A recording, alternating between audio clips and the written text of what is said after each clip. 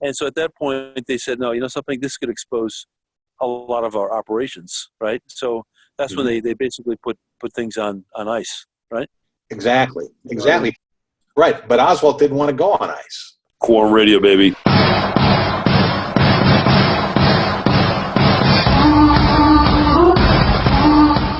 That it was not unusual when someone was going overseas for them to be provided with a bride who, in some level, worked with the intelligence agencies. I have a tendency to talk about the KGB. Technically, when it's overseas, it was the PGU. So if I ever slip the KGB and the United States, that would have been within the Soviet Union. When they're in the United States, it's the PGU. It was very common for them to set someone up because you want a team, you want a home life, you want cover. And the most commonly told story is that Oswald soured on the Soviet Union, decided to move back to America. But if you look at his records, if you look at the letters he wrote, if you look at what he wrote to the embassy, the Soviet embassy in D.C. shortly before the assassination, you'll see he wanted to move back. He talked to people about being back in the United States just for a while. Marina wrote to folks about coming back, wrote to the embassy about coming back separately from Lee Harvey Oswald. So he came back to the United States in his mind to carry out an assignment. Right. And now we move more into what Pachepa has more solid information about. Right. In 1962, in Germany, Khrushchev was accused of having ordered an assassination in Germany. In West Germany. West Germany. Yeah. And when that came about, he pulled back all orders for any kind of assassination that took place. So there were no orders out. Oswald was not ordered or asked to kill John F. Kennedy or anyone else. However, he had come here to the United States, returned to the United States, planning to do something like that. And so and by the way, he has a handler in Mexico, Valery Kostikov, but he went by Kostin. He had another guy in the United States, George de Morenchild, who was sort of an advisor for him within the United States. So he had people here he talked to who helped advise him with stuff.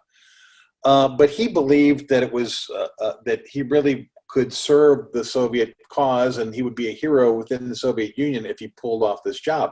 So he first, as people who studied it know, made a failed attempt on a general, Edwin Walker, where he shot into Walker's house but missed him. But he got away and made a trip later in that same year, shortly before the assassination. He went to the Soviet embassy. Wrote to the Soviet embassy in D.C. After he returned from a trip to Mexico City. People in Mexico City didn't really want anything to do with him here. He had trouble meeting up with who he wanted to see, although he did mention that he met Comrade Kostin, his handler, while he was there. He's at this time asking for returned visas to the USSR. He wrote a letter. He asked for visas for his wife and his child and a separate visa for himself, which is just interesting. They didn't ask for 3. He asked for simply, indicating he expected to return separately. Right. And the account, as we set forth in the book, is that the opportunity presented himself to take these shots in Dallas. He took the shots. He carried out the assassination, not at the orders of the Soviet Union, but thinking that he was doing their bidding, that they would appreciate what he did. So it's to say that my understanding is that at one point they were fully on board with training him, and basically, like Pachepa's book is entitled, "Programming Him to Kill JFK." And roughly what year was it that you mentioned? Of course, the Khrushchev ordered assassination of a political figure in West Germany. Was that maybe 1962 or? I think that's 62. Right. And so at that point they said, no, something, this could expose a lot of our operations, right? So that's when they basically put things on ice, right? Exactly. Right. But Oswald didn't want to go on ice, especially when he sees this opportunity. He knows he was trained to do this. He knows this is why he came back to the United States. He has the opportunity. So he takes the shots, and he shot and he killed President Kennedy. Now, this is the point at which really Pachepa has his direct involvement. Immediately, the entire Soviet bloc got its intelligence services directed toward pointing in different directions.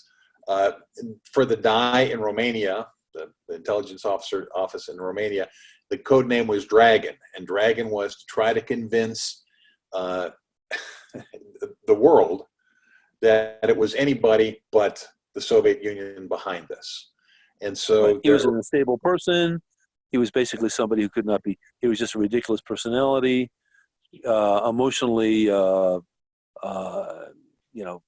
insecure. Somebody who's just not a solid person, and a person who's just basically deranged. Exactly. That's exactly what it was. And by the way, if you could somehow get Americans to think it was the CIA involved, if you could blame it on our own government, so much the better. So they were behind, everybody thinks of Mark Lane and his book, Rush to Judgment. The real first book published in the United States about the Kennedy assassination was called Oswald, Assassin or Fall Guy. It was written by a guy named Joachim Josten, Joesten. He was German-born, but he was an American communist. And according to documents from the Soviet Union, he was a PGU, the KGB agent in the United States. He writes that book. By the way, he dedicates it to Mark Lane. So I mean, the first book was a Mark, huh? That's interesting. So then, and Josten, was he somebody who? How was he discovered? As a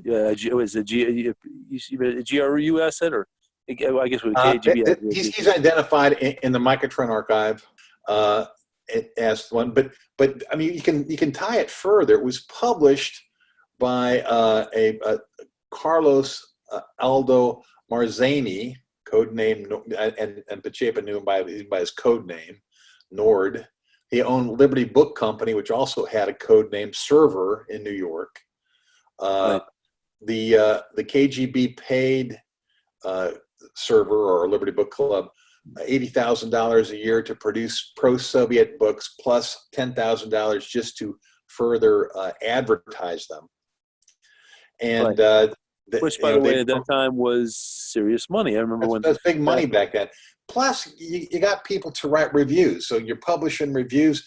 There was a magazine called New Times. New Times was also a Soviet outlet that had, I think, 9 different articles that promoted Josten's book, and also then promoted Lane's book when he wrote A Rush to Judgment.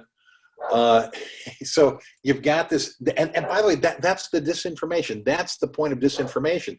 You cultivate little magazines, publishing houses, writers, authors. You get people, if you can get people, in newsrooms, if you can get them to build your stories, to plant your stories, you can cause people to doubt their heroes, doubt their history, doubt their institutions, doubt their government. Yeah, sure. So we look at Mark Lane. Is there anything that can be ascertained based on what Ian Pachepa knew, what were in the Matrokin archives or in the Venona files? Anything that shows that Mark Lane was somehow, a willing traveler, or let's say ideologically sympathetic, or to the campaign to disinform? Yeah, those documents show that Mark Lane was paid by the Soviet Union. We've got to indicate how much he was paid, how many times, or how's that? How deep did it go? I pulled up what we have, and what we have is simply that the archive indicates he received funding. We've got, for some things, we've got actual amounts because we were able to trace original documents. We don't record in our book the actual amount that Lane got. For some of these other things we do. I'm not sure if it lists the exact amount. Right. But So for when was these this? other folks, the money was listed, these other things. Right. So then, okay. So Lee Harvey Oswald, at what point, based on what research has obtained, when did he become an agent of the Soviet Union? What year? Was when he defected to the Soviet Union. Well, no, I mean, in theory, earlier when he was working in Japan. Right. You know, I don't know that, but that would predate what the archives indicate. Yeah. So, And then that, just curious. Here he is. He's somebody who one would think, if he approached Soviet authorities in Japan or somehow by way of maybe third parties, indicating that he had an MOS, a military occupational specialty, that was potentially of interest, with very desirable facts, knowledge. And then you look at what happened. He, got a discharge from the Marine Corps, supposedly over family issues. It's always been my understanding. And then he ends up traveling to the Soviet Union. There's talk, and it's hard to know so many years after the event like this that how much is true, how much is just rumored, how much is urban legend. But supposedly he's in very nice accommodations before going to the Soviet Union or while there, and then he's rejected, supposedly slashes his wrists. well, okay. I mean, let me just interrupt for a moment because there's a really interesting point here that Pachepa goes into more in the Program to Kill book. But, so much of his history in the Soviet Union is taken from what's known as his historical diary, right? So he kept the diary supposedly while he was in our historic diary when he was in the Soviet Union. And this supposedly accounts. Pachepa takes the historic diary, and we note several things. Number one, several points along the way, he's using clearly British English, not American English. There's no reason Lee Harvey Oswald would be talking about this chap who was having a pint of beer was a fine old man, or I mean, some very a kid from New Orleans. A kid from New Orleans. yeah. So yeah, I mean that makes no sense.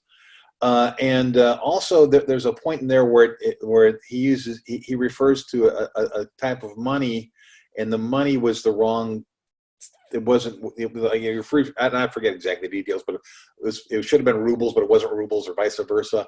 And there's a handwriting expert who has gone over the diary and suggests that it was written entirely in 2 sittings. And Pachepa knows that these historic diaries are very typical. That's what you would do when you're sending someone into a foreign nation to do undercover work, is you give them this kind of a cover so that we're not going to, if there's questions about your background, well, where were you, what you do, you can pull out this diary and say, well, here's, and you got a record of where you were. Sure. So it was a very typical type of cover story, and it seems quite unlikely that Lee Harvey Oswald actually wrote it. Sure. And so, so we have Lee Harvey Oswald. I mean, looking at his early years, his father dies before he's born. He's got a mother who was pretty emotionally needy. Robert Oswald, his older brother, basically characterized her mothering as not too good. They spent time in orphanages, foster homes, many moves in different places, and apparently many would say that Lee Harvey Oswald was fairly bright, learns a difficult language. So he's in the Soviet Union a couple of years. Tell us about his relationship with Marina and who Marina is. or was at that time. Well, I mean, the thing about Marina is interesting. Like I said, he, for most of the time he was over there, he was going out with a different girl. The story is she broke it off with him right before he returned to the United States. It's feasible if somehow he, somebody who did not want to come to the United States, it's feasible. But then suddenly he very quickly seems to find Marina and get married, and she comes to the United States with him. There's some interesting stuff in her background. I mean, among other things, she seems to have been given a false narrative, a false background as to where she was from, for instance. It looks like, and again, some of this is speculation based upon the best evidence we can get in front of us, but it looks like the Soviets wanted to create a false narrative in her background in case the United States or whoever wanted to try to look into her background. She was born, it's pretty clear, in Leningrad. However, the documents and the story set forth is that she was born in Cervanos, in a different town, in a town that Westerners were not allowed in at the time in the Soviet Union. It's prohibited to Westerners. So they said she's from there instead of saying she was in Leningrad, where there's all kinds of documentary evidence and testimony that she really was from Leningrad, including a letter that she wrote. She wanted to move back to the Soviet Union. She said, "I want to go where I grew up, where my family's from, is Leningrad." Why does she have a fake background there? Well, again, probably in case there's some issue, some concern that the West has, and they try to investigate her, it'll be very difficult for anybody to identify her from that case. Right, in a secret town. She's one of these secret, restricted areas. Okay, sure. Right. And when he went to shoot General Walker, Lee Harvey Oswald left a letter for her, in which he used some interesting language that Pacheco is able to decipher because it was code language that they used throughout the Russian intelligence agencies, where he in essence said, if anything happens to me, destroy my clothing, but save my papers, take any clippings, get them to the Moscow embassy. We have friends there, meaning we have Soviet assets there. The Red Cross will take care of you. That also is code language to say that the Soviets will take care of you. We'll make sure. So he leaves this code letter that obviously she knows what it means. Right. And then there's another little tidbit that is really surprising to me that you wouldn't think about. But there are a couple of other things actually. I mean, there's that letter. I think is the one that she didn't produce that letter. There's at least one of the letters that she didn't produce. So did they find that? Everything over. It was found later. Yeah, it was found later. In the materials. But there's another thing. She had this book, and it was kind of like sort of a how to have an American household kind of book, right? Which had been given to her, according to the inscription on front, by Lee. So Lee had given this book to her, and when it was found after the shooting and everything, it's like the first 18 pages had been ripped out of it. There may be explanations for that, right? So, but that seems weird. Until Pacheco explains, he said that's how we did coding. There was you would have a book, so you'd have a book in the United States. I have a book back in the Soviet Union. You can send me messages, and it's based on what's in page 1 of that book. After you send me that message, you tear out page 1 of the book. Next time you're going to use page 2, and I do the same thing. And so the coding is in this book, and in chronological order. Suddenly, in chronological order, and that makes sense for why this book, which apparently would seem like it was something maybe kind of special your husband gave you, and a book that you might need, why you torn out the first 18 pages. Sure. Which, doesn't make perfect sense otherwise. So again, Yeah. it's having this intelligence officer's mindset, having Pachepa able to look at this stuff and say, well, this makes sense to me. This is why it does this. And having the insight, knowing the names of the intelligence officers and having been part of the trying to convince everybody in the world that the Soviets had nothing to do. And by the way, a little bit of an easy job compared to some for the Soviets. I mean, there really wasn't their intent that Oswald do this. He was kind of acting on his own, although he thought he was doing what they would like. Well, the thing that I would say is that he's the perfect assassin in the sense that if he's considered a pitiful figure, a ridiculous figure, somebody who's incompetent, emotionally immature, somebody who's doesn't have a secure grounding in reality, and learns Russian and goes to the Soviet Union, finds this pretty bride, and leaves again, and and he's just a ne'er-do-well, and he basically a failure in many ways. Doesn't have much money. How does Pachepa account for that? Because he doesn't seem like he's very much of a high roller. We mentioned the part in Japan where he's all of a sudden out of the blue, he's got these beautiful girls that he's hanging out with, and he's got money to spend. But we don't see that in the United States. No, but if you think in terms of he was back for a 2-year mission, think of it that way.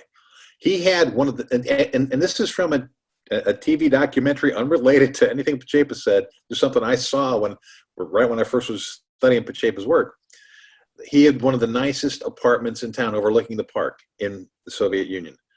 He came back to the United States for a couple years to carry out a job.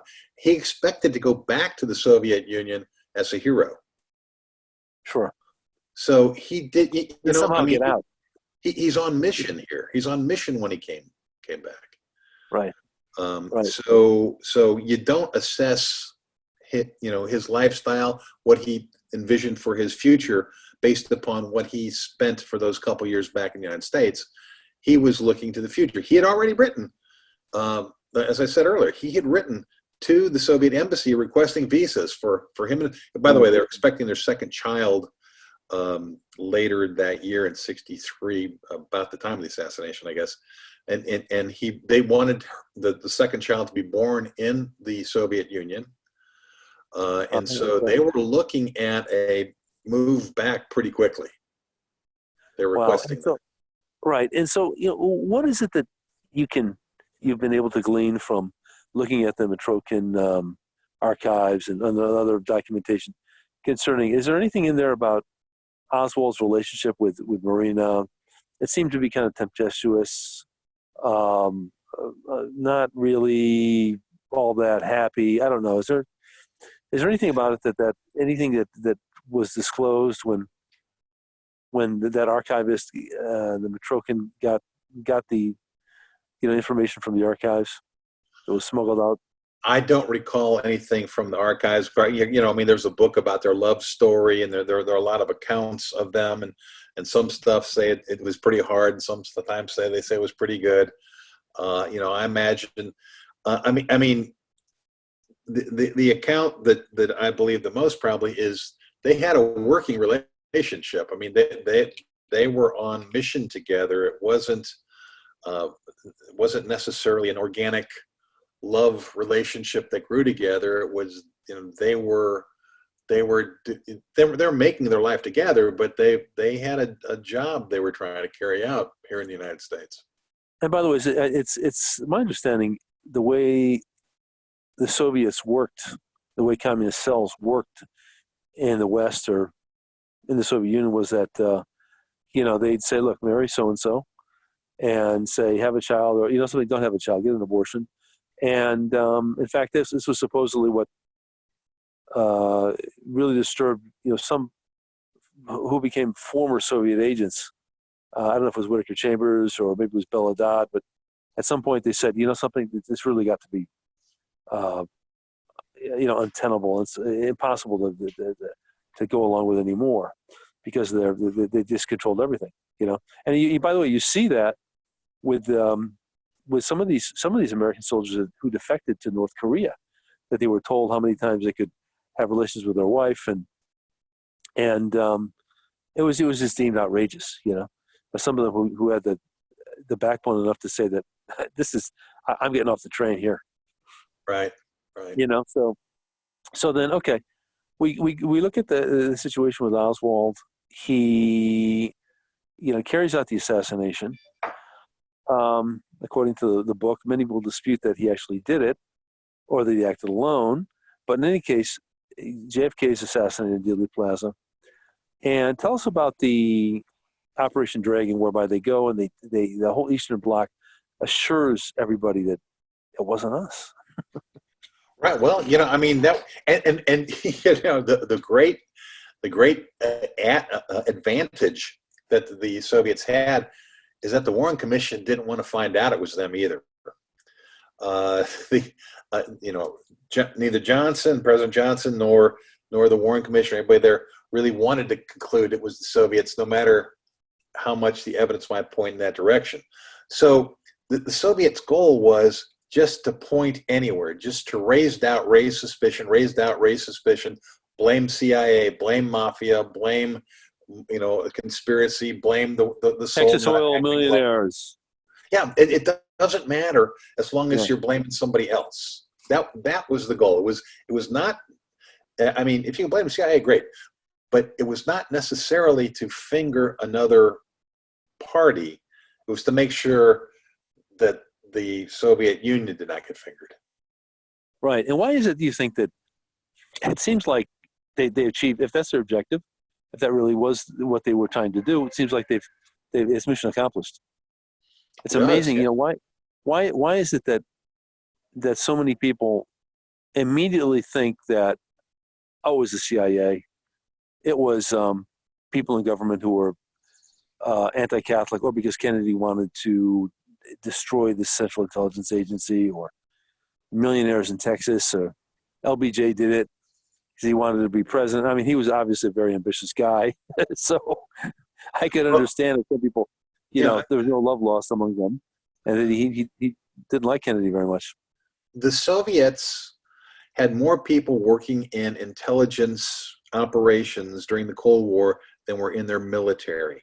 This was the greatest disinformation army, or machine, or whatever you want to call it, in the history of mankind.